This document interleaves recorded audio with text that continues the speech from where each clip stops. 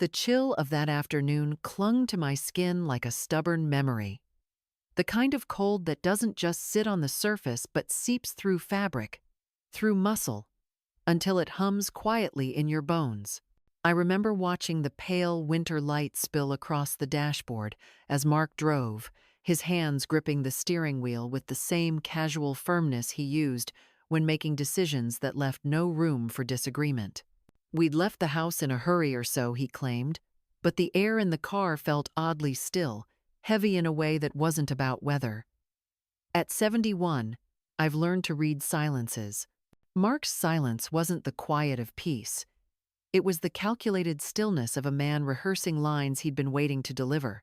It hadn't been the warmest week with them. Rachel and I had moments, pockets of warmth over morning coffee, shared laughter over memories of her childhood, but they were always fleeting. Whenever Mark walked into the room, the air seemed to tighten. He had a way of smiling without warmth, of turning casual conversation into subtle inquisition. 2 nights ago, over dinner, he'd asked, "So, Evelyn, do you ever think about what might happen if you had a sudden expense? Car repairs? Medical bills?" His tone was framed as concern, but his eyes held the faint glint of appraisal, like a shopkeeper assessing goods on a shelf. I'd smiled politely and answered vaguely, "I manage," before steering the conversation toward safer ground. The next morning, he'd offered to help organize my purse when I came in from the garden with my hands full of fresh herbs for Rachel's kitchen. I'd declined, and his shrug was too casual to be real. Later, I'd noticed the clasp on my bag hadn't been shut properly. I'd told myself it was coincidence. These moments seemed small at the time, little frayed threads at the edge of the fabric. But now, in the quiet of that drive, they felt like part of a larger pattern. I sat in the passenger seat, my suitcase propped in the back. My gloved hands rested neatly in my lap, the fingers intertwined in a way I hoped looked calm rather than cautious. Rachel had waved from the porch as we pulled out of the driveway, her shoulders hunched against the wind, her smile too tight to be convincing. She didn't know I'd be coming home this way.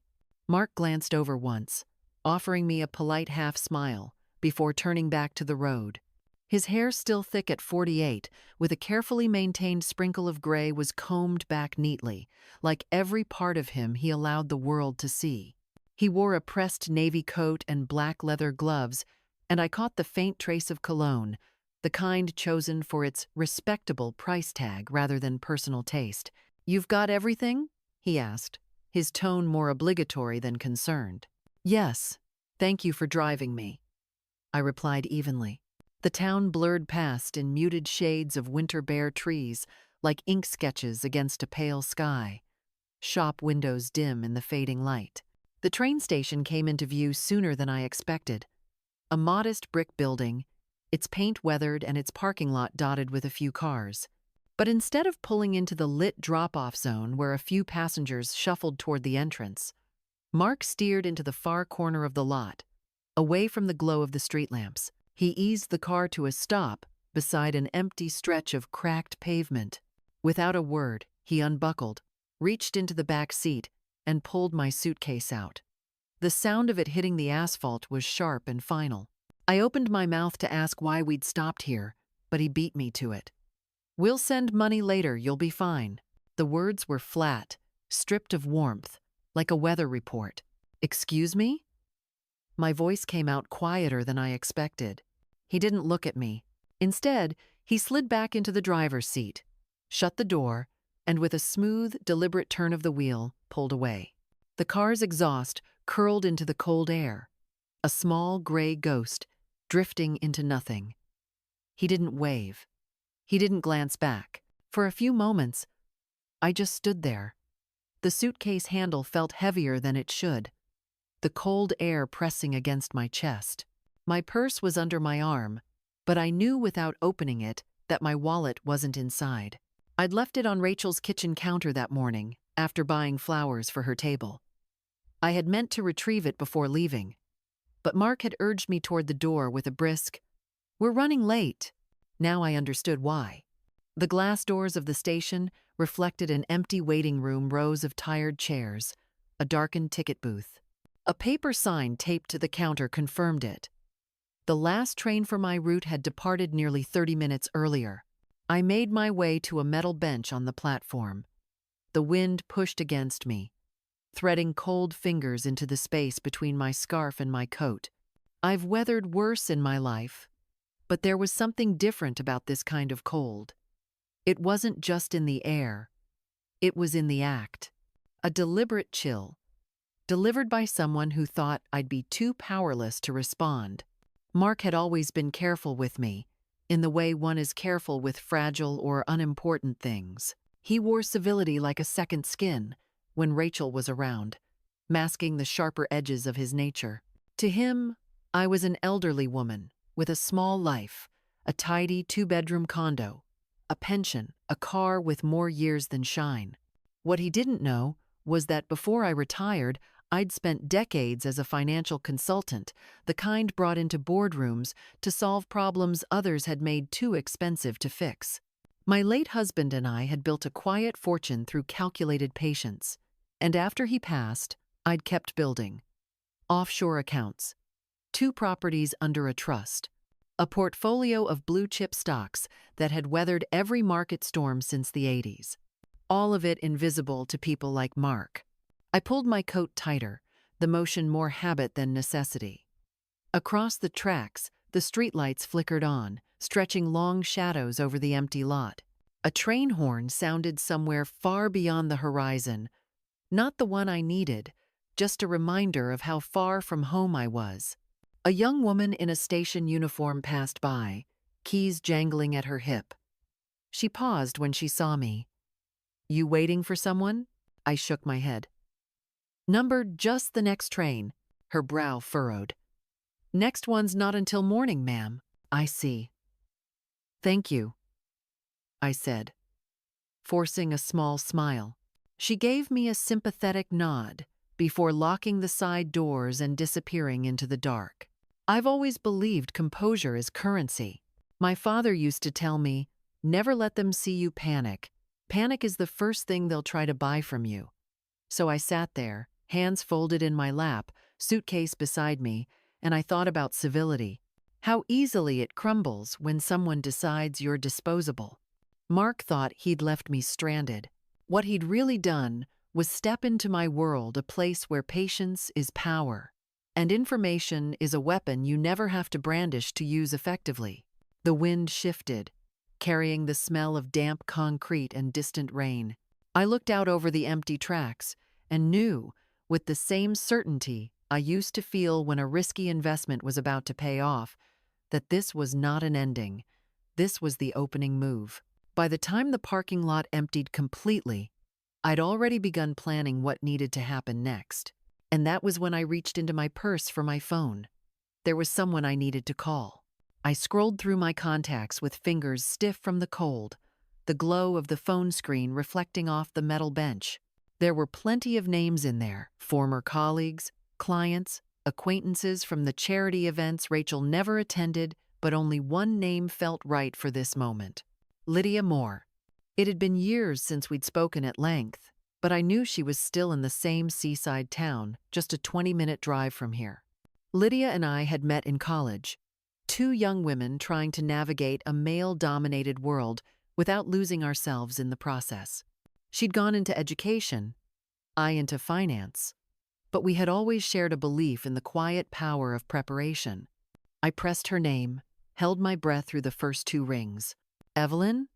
My goodness, is that really you?" Her voice was warm, like sunlight through a kitchen window. "It's me," I said, exhaling for the first time since Mark's car had disappeared.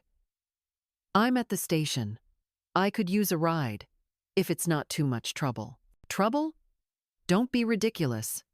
Where exactly are you?" I gave her the name of the station, and she didn't ask why I was there after dark. "Stay put," she said firmly. "I'll be there in 20 minutes. And don't you dare try to walk anywhere in this cold." The call ended, leaving me alone with the wind again, but this time my shoulders felt lighter. Lydia always had that effect on me. The ability to make even the most precarious moments feel manageable.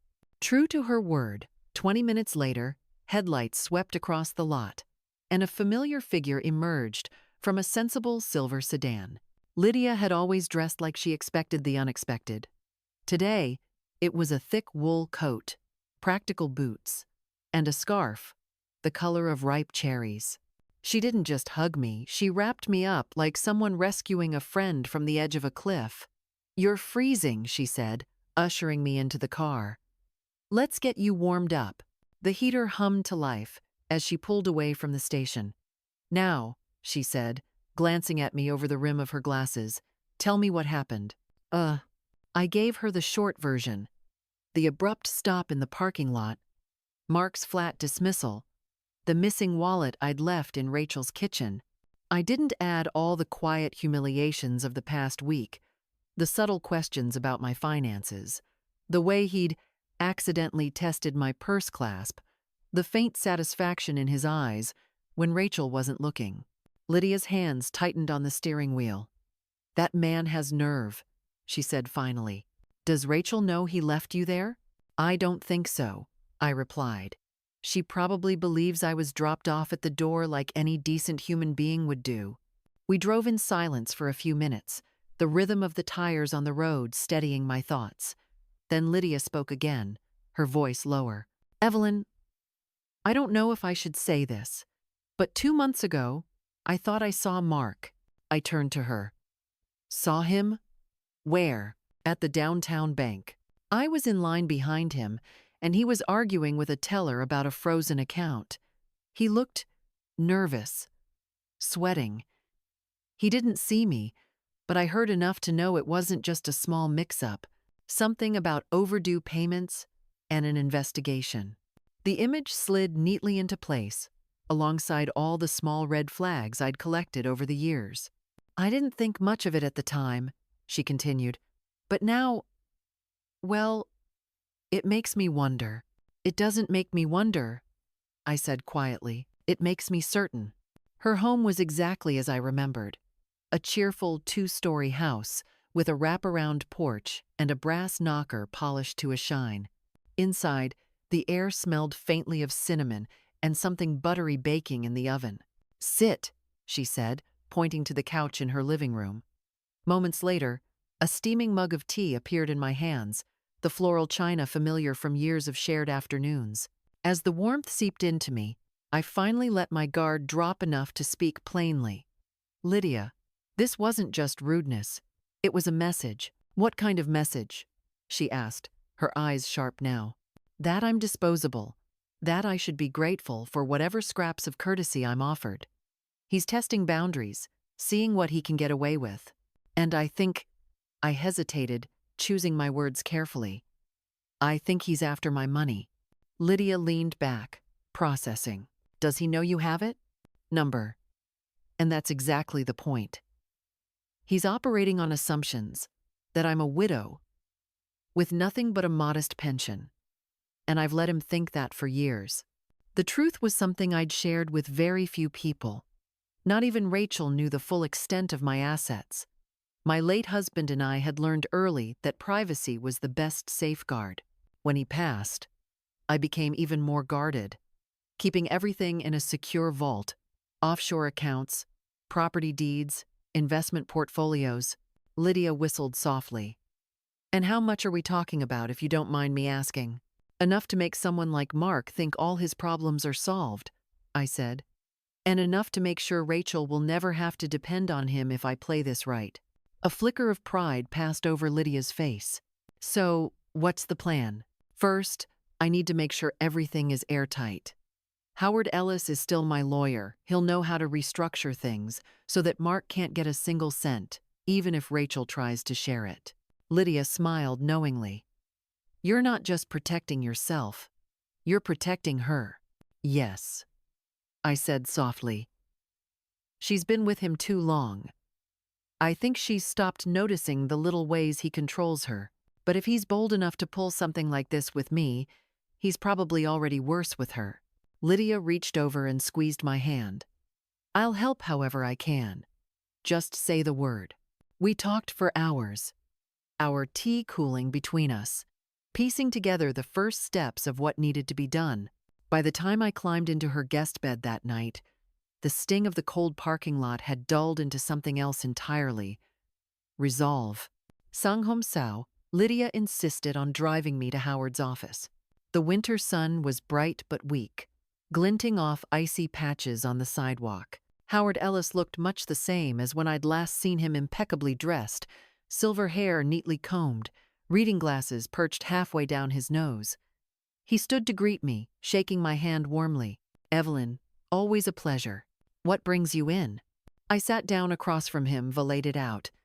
The incident at the station, Lydia's observation at the bank, my suspicion of Mark's motives, and my determination to put every legal barrier possible between my assets and his reach.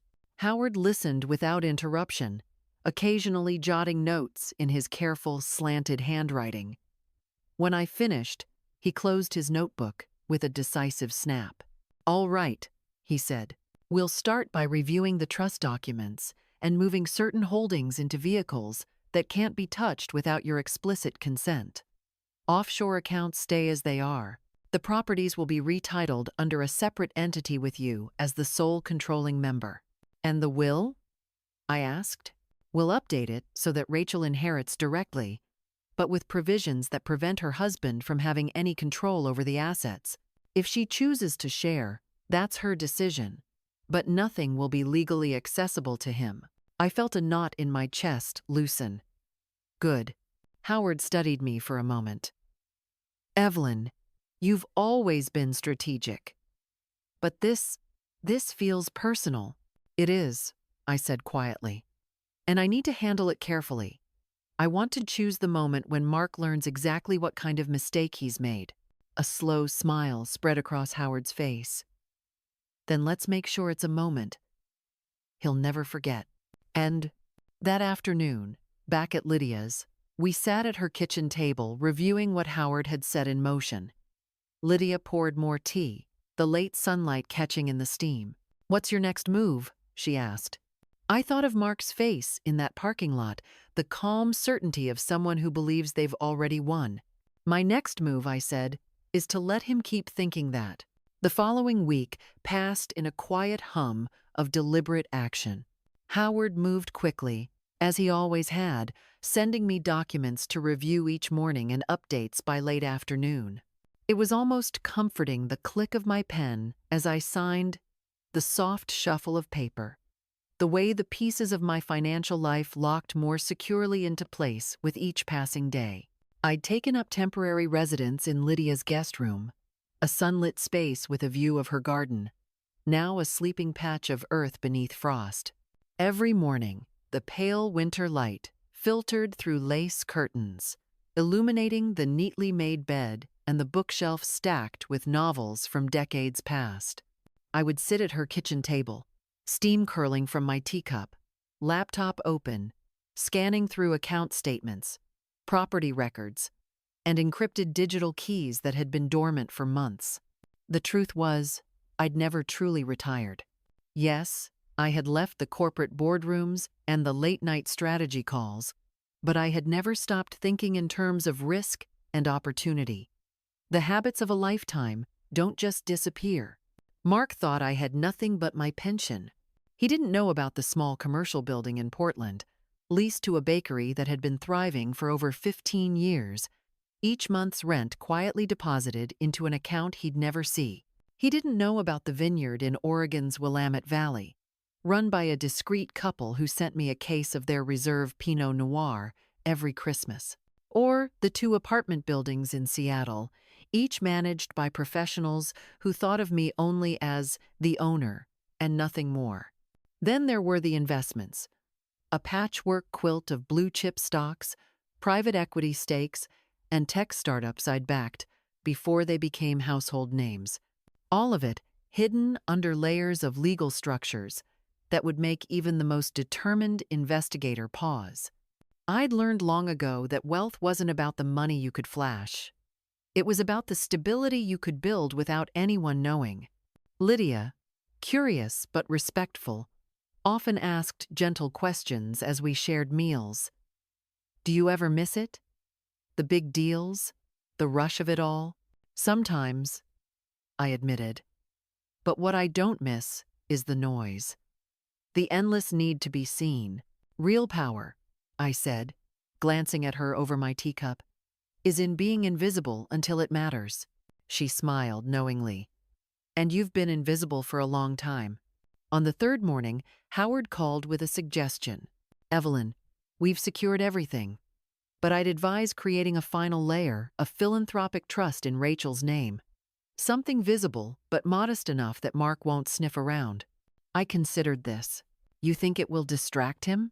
I think it will control the narrative, Howard replied. People like Mark fixate on what they can measure. Give him something measurable, but meaningless, and he'll think he understands the full picture. It was, I had to admit, a brilliant bit of misdirection.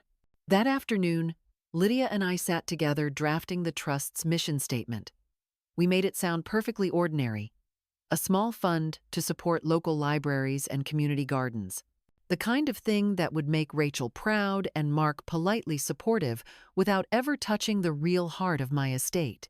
We even picked a name, the Carver Family Community Fund. It had just enough warmth to look genuine and just enough vagueness to mean nothing at all. By the end of the week, everything was in place. My accounts were shielded by layers of legal and financial armor. My will was updated with airtight provisions.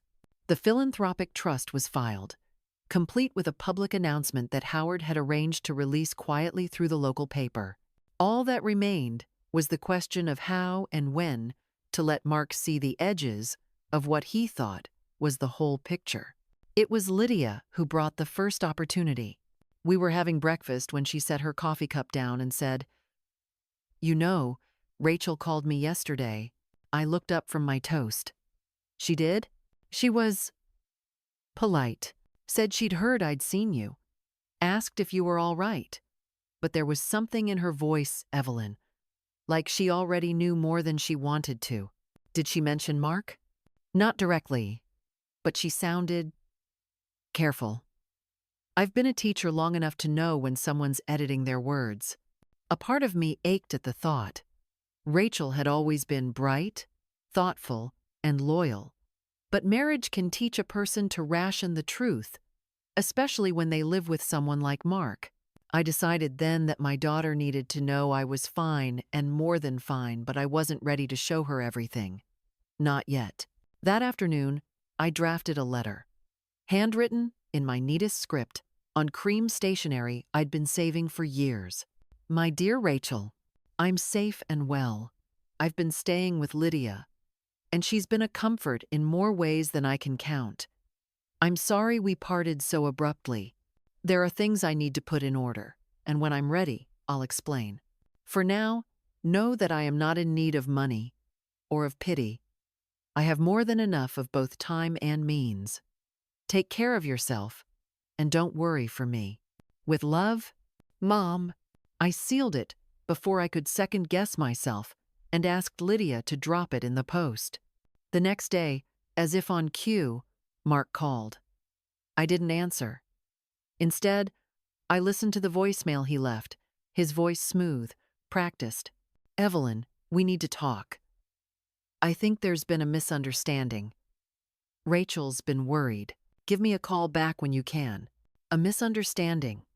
That was one way to frame abandonment in a freezing parking lot. I saved the message without replying. That evening, Howard sent me a final confirmation. Every asset secured, every safeguard in place. I stood at Lydia's window, watching the frost creep along the edges of her garden, and thought about the irony of it all. Mark had tried to leave me stranded, thinking I was powerless. In truth, I'd never been more prepared. And now, I held the advantage of time. Because patience, as my father once told me, isn't just the ability to wait. It's the art of waiting until the other person moves first, and then deciding exactly how to respond. The call came on a Tuesday morning. I was at Lydia's kitchen table, buttering a slice of toast, when my phone buzzed with Rachel's name. I hesitated long enough for the butter to melt into the bread before answering. Mom? Her voice was warm, tentative, as if she wasn't sure whether I'd pick up. "How are you?" "I'm well, dear," I said, keeping my tone light. "How's the house?" There was a pause. "It's fine. Look, Mark and I were talking, and we'd like to invite you to dinner this Friday. Just us. We want to clear the air." The phrase was so perfectly scripted, it could have come from a mediation manual. "Clear the air," I repeated, tasting the words. "Yes," she said quickly. "Mark feels terrible about what happened. He admits he shouldn't have left you like that. He'd like to apologize in person." I let a beat pass before answering. "All right. Friday, you said?" "Yes. Around 7. I'll make your favorite pot roast." I could almost hear the relief in her exhale. "That sounds lovely," I said, and we ended the call. Lydia was standing by the counter, holding a mug of coffee, watching me with the look she used to give unruly students. "You're going, aren't you?" "Yes. You know it's a setup." "Of course," I said, folding my napkin. "That's why I'm going." She arched an eyebrow. "You're playing with fire." "Maybe. Or maybe I'm holding the match." Friday arrived with a sky the color of pewter and the air sharp enough to sting the lungs. I spent the afternoon in quiet preparation, not for the dinner itself, but for the performance it would require. I chose my outfit carefully. A deep green wool dress that flattered without shouting, a strand of pearls my late husband had given me on our 10th anniversary, and a pair of polished leather boots. Understated, but with the weight of history in every piece. Lydia offered to drive me, but I refused. "I need to arrive on my own terms," I told her. I took a cab, instructing the driver to stop a block away from Rachel's house. I wanted a moment to collect myself before stepping into whatever Mark had prepared. The house looked the same as when I'd left it, tasteful, orderly, the porch light already on, though the sun hadn't fully set. Rachel opened the door before I could knock, her hair pulled back, her smile a little too bright. "Mom," she said, hugging me quickly, as if afraid the contact might linger too long. "Come in. It's cold." "I dare." The scent of pot roast filled the air, mingled with the faint citrus of the cleaner she always used. Mark was in the dining room, arranging cutlery with exaggerated care. "Evelyn," he said, straightening. "Glad you could make it." I gave him a polite nod. "Mark." We sat down, the three of us, to a table set with Rachel's best china. Conversation started with safe topics: the weather, a new exhibit at the art museum, a neighbor's new dog. But Mark's eyes kept flicking to me, like he was waiting for an opening. He found it halfway through dinner. "So, Evelyn," he began, spearing a carrot with unnecessary force. "Rachel mentioned you've been busy lately. Handling some personal business?" I met his gaze evenly. "Yes." He smiled, the kind meant to look casual but sharpened at the edges. "Anything we can help with?" "That's kind of you," I said, cutting into my roast. "But no, it's all under control." His smile tightened. "You know, sometimes it's better to let family in on things. Makes life easier." "I agree," I said, setting down my fork. "When it's necessary." Rachel shifted in her seat, glancing between us. "Mark," she said lightly, "why don't you pass the bread?" He did, but not before giving me a look that said the conversation wasn't over. Dessert was apple pie, my favorite, served with vanilla ice cream that melted in soft rivulets across the crust. Rachel made small talk about the upcoming holidays, but her hands fidgeted in her lap. At one point, she reached over and touched my arm. "Mom, I hope you know. I never wanted things to get tense between you and Mark. He's under a lot of pressure right now." I smiled at her. "We all are, darling. The question is how we handle it." Her eyes flicked toward the kitchen, where Mark was clinking glasses for tea. When Rachel went to retrieve the tea tray, Mark leaned back in his chair, his voice dropping. "I was serious," he said. "If you've got financial matters to handle, I could offer advice. I've managed some sizable accounts." I raised an eyebrow. Sizable debts, you mean? His eyes flashed, just for a moment. You've been talking to people. I listen, I said. It's a habit of mine. He leaned forward, lowering his voice further. Then you know I've had setbacks, but I'm turning things around. And if you were willing to, Rachel's footsteps returned, and he cut himself off, plastering on a smile. The evening ended with polite goodbyes. Rachel hugged me again, whispering, "Thank you for coming." Mark stood by the door, holding it open. "Drive safe," he said, though I'd told them I'd taken a cab. In the cab ride back to Lydia's, I replayed every word, every flicker of expression. Mark wasn't just fishing, he was circling, looking for a way in. The dinner hadn't been about reconciliation. It had been about reconnaissance. And now I knew two things. He was desperate enough to try again, and arrogant enough to think I might still bite. That combination, I thought, could be very useful to me. 3 days passed after the dinner without a word from Rachel or Mark. I half expected him to call sooner, but the silence told me he was thinking, weighing how much to reveal, how much to push. Men like Mark didn't like making the first move unless they thought they could win. On the 4th day, it happened. I was in Lydia's garden, trimming back dead stems in her winter flower beds, when I heard the crunch of tires on gravel. A sleek black sedan rolled up to the curb, its paint gleaming like a polished stone, even under the dull winter sky. Lydia appeared at the porch door, frowning. "That's him, isn't it?" "Yes," I said, setting down the shears. My pulse was steady, but I could feel that familiar tightening in my chest, the kind you get before stepping into a negotiation you've already decided you'll win. Mark stepped out of the car in a navy suit that looked just a shade too expensive for someone in setback mode. His tie was knotted perfectly, but I noticed the frayed edge near the seam, a detail he'd probably missed, or perhaps couldn't afford to replace. He waved, the kind of gesture meant to look casual but felt rehearsed. "Evelyn," he said as he approached, "we need to talk." "I can't imagine what about," I replied, wiping my gloves on my apron. "May I?" He gestured toward the porch steps. Lydia's eyes narrowed, but she stepped back into the house. I followed Mark to the small table on the porch. The winter air made each breath visible, tiny puffs of white between us.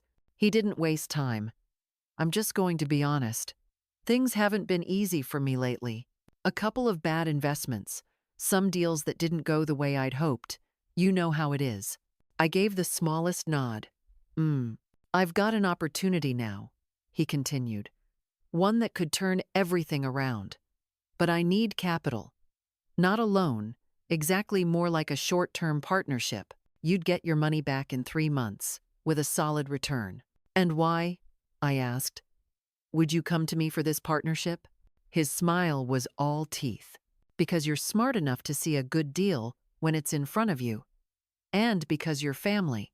I tilted my head, watching how the corners of his mouth didn't quite match the confidence in his eyes. "You think family is the best reason to mix business and money?"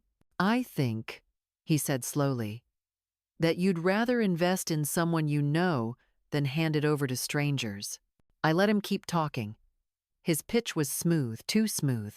He spoke about projected profits, low risks, a friend in the city who'd guarantee the deal. But the more he spoke, the more I noticed the gaps. No names, no signed agreements, no concrete numbers. Finally, I interrupted. "How much are you asking for?" He hesitated, just for a heartbeat, then named a figure. It was enough to cover a modest house, enough to wipe out the debts Lydia had overheard at the bank. "That's quite a sum," I said. "Why not go to a bank? They're slow, and they're not exactly eager to work with me right now." There, it was the first real truth of the conversation. I leaned back, folding my hands in my lap. "Mark, I appreciate the offer, but I don't invest in anything I haven't vetted personally. And I don't partner with anyone whose debts exceed their assets." His face froze for a fraction of a second before the charm slid back into place. "You've done your homework," I always do. M. He shifted in his chair, looking at the street, then back at me. You know, Evelyn, sometimes opportunities don't wait for perfect conditions. Sometimes you have to take a leap. I met his gaze steadily. I don't leap without a parachute, and I never let someone else pack it for me. A faint crease appeared between his brows, irritation, barely masked. Well, think about it. 3 months. Easy money. I rose with him. I don't do easy money, Mark. I do smart money. And right now, this isn't it. He left without shaking my hand. I watched the black sedan pull away, my breath curling in the cold air. Lydia emerged from the kitchen. That went well, she said dryly. I think, I replied. It went exactly as it needed to. She poured us both tea. So what now? Now, I said, we wait. He won't take the rejection well. He'll try another angle. And that's when we'll see just how desperate he really is. The angle came sooner than I thought. 2 nights later, Rachel called. Her voice was tight, controlled. Mom, I heard Mark stopped by. He did, I said. She hesitated. He told me you turned down a business opportunity. That's correct. Her sigh was audible. He's disappointed. He thought it could have been good for all of us. For all of us? I repeated, my tone sharper than I meant. Yes. If it worked out, it would have solved some problems. I thought about pressing her, but the weariness in her voice stopped me. Rachel, I said gently, you know I'll always help you if you need me. But I won't throw good money after bad. Not for anyone. There was a pause. I understand. But I wondered if she really did.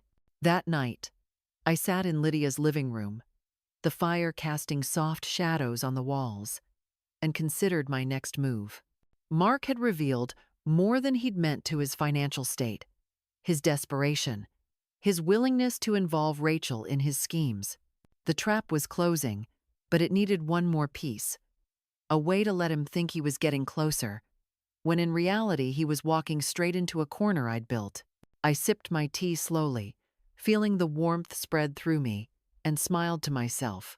Patience, I thought. Just a little more patience. It didn't take long for Mark to make his next move. When a man like him senses control slipping away, he doesn't retreat, he pushes harder, hoping the pressure will make you falter. It was a Friday afternoon, the sky heavy, with the kind of gray that promises snow. Lydia had gone out to run errands, leaving me alone in the house. I was curled in the armchair by the front window, reading an old finance memoir, when I heard the sharp, insistent knock. I knew before I opened the door. Mark stood there, hands jammed into his coat pockets, jaw tight. His casual dark jeans and leather jacket seemed like an attempt at being approachable. But the shine on his boots and the deliberate styling of his hair told a different story. Nothing about him was ever truly casual. Evelyn, he said, stepping inside without waiting for me to invite him. I closed the door slowly, keeping my back straight.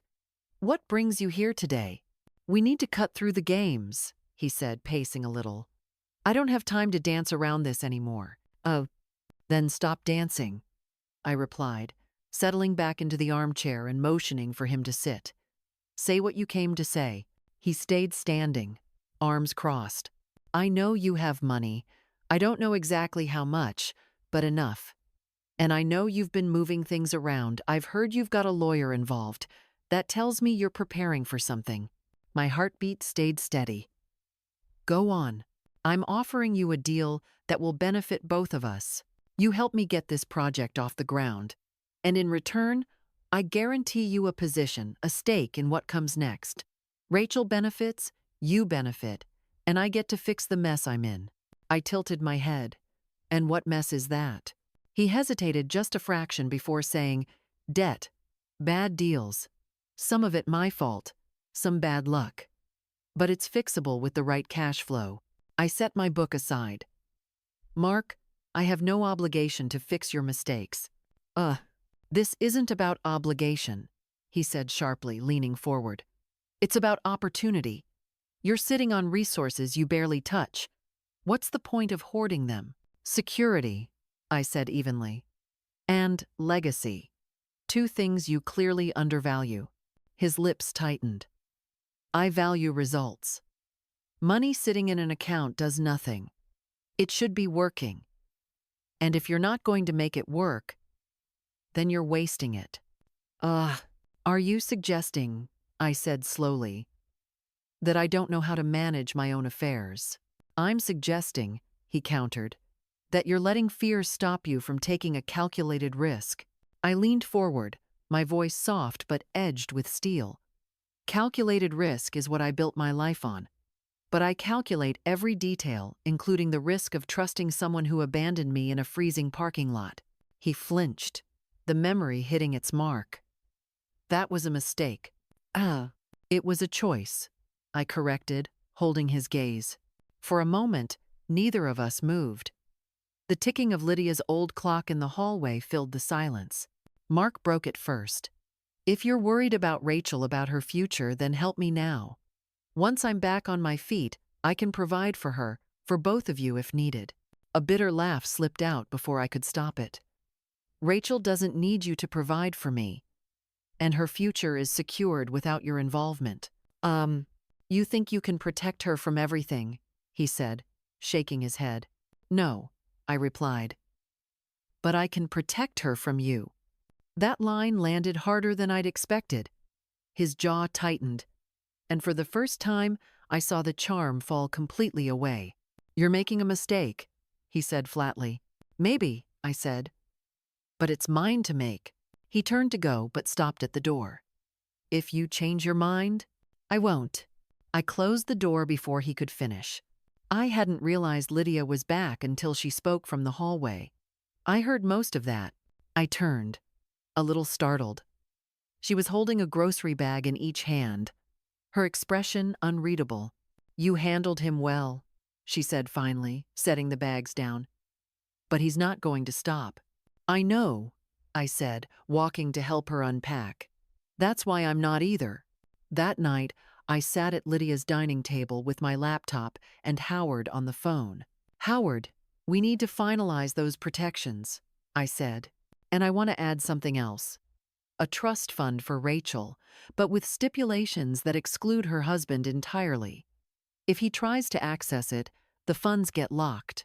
Understood, Howard said. Do you want to make it retroactive? Yes. And make sure there's a clause for emergency disbursements to Rachel directly, without going through any joint accounts. We spoke for another 30 minutes, tightening the net. When I finally closed my laptop, I felt the calm satisfaction of a woman who knows every move is accounted for. Mark thought today's visit would rattle me into action. Instead, it had only confirmed my resolve. The next time he came at me, I'd be ready, and I wouldn't just defend. I'd turn the pressure back on him. Because leverage, in the right hands, is worth far more than money. I'd learned long ago that the best counterattack is the one that looks like an opportunity to your opponent. Mark was clever, but his kind of clever was impatient. He couldn't resist a shortcut if it looked like the direct path to what he wanted. Howard and I spoke the next morning. If you want him to take the bait, Howard said, you need something shiny enough to make him forget to ask questions. I already have something in mind, I told him. The idea came from an old real estate holding I'd almost forgotten about, a rundown but structurally sound building on the edge of the city. I'd inherited it years ago, tucked it away in a shell company, and never touched it since. On paper, it looked like a risk. In reality, it was a trap disguised as a prize. Howard arranged for a quiet listing, nothing too public, but enough that word could drift through the right circles. And in Mark's world, word traveled fast when there was a hint of a deal.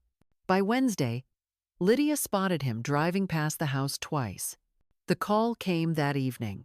Evelyn, Mark said, his voice carrying that forced casualness he used when he thought he was being smooth. I hear you've got a property for sale. Something in the old industrial district? I let a beat pass. I might. I've been thinking, he continued, about diversifying. Real estate could be a good move right now. For someone in your position? I asked lightly. He ignored the jab. If you're open to selling, I'd like to see it. Maybe we can work something out privately better for both of us. I agreed to meet him the next afternoon. But not alone. Lydia insisted on coming, and I didn't argue she had a way of catching details even I might miss. The day was brisk, the air smelling faintly of rain. The building sat on a corner lot, its brick facade weathered but intact, tall windows hinting at a past life as a textile factory. Mark arrived in another expensive-looking car, though I knew by now the shine was likely leased. He stepped out with a confident stride, scanning the building like he could already see dollar signs. "This place has potential," he said, running a hand along the brick. "You could turn it into lofts, studios, maybe even a boutique hotel." "It would take a lot of work," I said, unlocking the door, "and a lot of upfront capital." Inside, the space was cavernous, dust motes dancing in the sunlight, streaming through cracked panes. Lydia hung back, pretending to browse, but I saw her ears were tuned to every word. Mark paced the floor, calculating. "What are you asking?" "Depends on the buyer," I replied. "I care less about price and more about the terms. I'd want to make sure the buyer could handle the investment without defaulting halfway through." He flashed that practiced grin. "I can handle it." Can you?" I asked. "This isn't like your last few ventures." The grin faltered. "Just a hair." We walked the perimeter, me pointing out both the strengths and the flaws, some exaggerated, some entirely fabricated. It was a dance. I made it look risky. He made it sound like he could fix it. Finally, I stopped in the center of the open floor. "Here's the thing, Mark. If I sell this to you, I'd want collateral. Significant collateral. Something that ensures you won't walk away if things get complicated." He tilted his head, eyes narrowing. "What kind of collateral?" "That depends on what you're willing to risk," I said. "But if you believe in this as much as you say you do, it shouldn't be a problem." He studied me for a long moment. "You'd be making a smart move, Evelyn. You know I can turn this into something valuable. Then the collateral shouldn't bother you." There it was, the smallest hesitation before he nodded. "Fine. Draw up the terms. Let's see what we can do." Back at Lydia's, I called Howard immediately. "He's interested," I said. "Good. We'll structure the terms so that if he defaults, which he will, you take possession of whatever he puts up. Make sure it's something worth taking." I smiled. "Oh, I already know what I want him to offer." 2 days later, Mark came to my office, really just Lydia's den, with a folder of papers. "I've got the collateral," he said. "A stake in one of my better ventures. Solid revenue stream. Minimal risk." Howard had warned me this might happen. The venture turned out to be another over-leveraged project, barely afloat. But I didn't call him out, not yet. Instead, I nodded thoughtfully. "All right. Let's have Howard review it. If everything checks out, we'll move forward." As he left, Lydia gave me a look. "You're not really going to take that, are you?" "Not as it is," I said. "But this is how he traps himself. He's offering me proof of how shaky his assets are. And once Howard documents that, it won't just be my word against his, it'll be on paper." That night, I sat at the window, watching the streetlights glow against the drizzle. Mark thought he was on the verge of winning, but the truth was, the turning point had already happened. He just didn't know it yet. When I look back on everything that happened, it isn't the deals or the strategies that stay with me the most, it's the quiet moments. Sitting in Lydia's kitchen with a cup of tea after a tense meeting, watching the light change through the old windows of that empty building, knowing I was turning the tide without raising my voice, feeling Rachel's arms around me the first time she realized I had been protecting her all along. People often think strength comes from confrontation, from raising your voice, demanding your way. But I've learned that true strength often comes in the silence between words, in the space where you choose not to be provoked, where you let someone reveal themselves without you lifting a finger. Mark believed money was the ultimate power. And maybe, for a time in his life, it was. But real power, the kind that lasts, comes from clarity. From knowing who you are, what you value, and where you draw your lines. If you're listening to this, maybe you've faced someone like Mark. Maybe you've been pressured, manipulated, or underestimated. Maybe you've felt that knot in your stomach when someone tries to make you doubt yourself. If so, I want you to hear me. You have more strength than you think. You don't have to fight every battle head on. Sometimes, the smartest move is to step aside, watch, and wait for the right moment to act. And when that moment comes, act with intention. Protect what matters. Build safeguards, not just for yourself, but for the people you love, even if they don't see it yet. I share my story because I believe in the value of preparation, in the quiet courage it takes to stand firm. If it resonates with you, I hope you'll stay with me here, in this space where we talk about resilience, self-worth, and the quiet victories that change everything.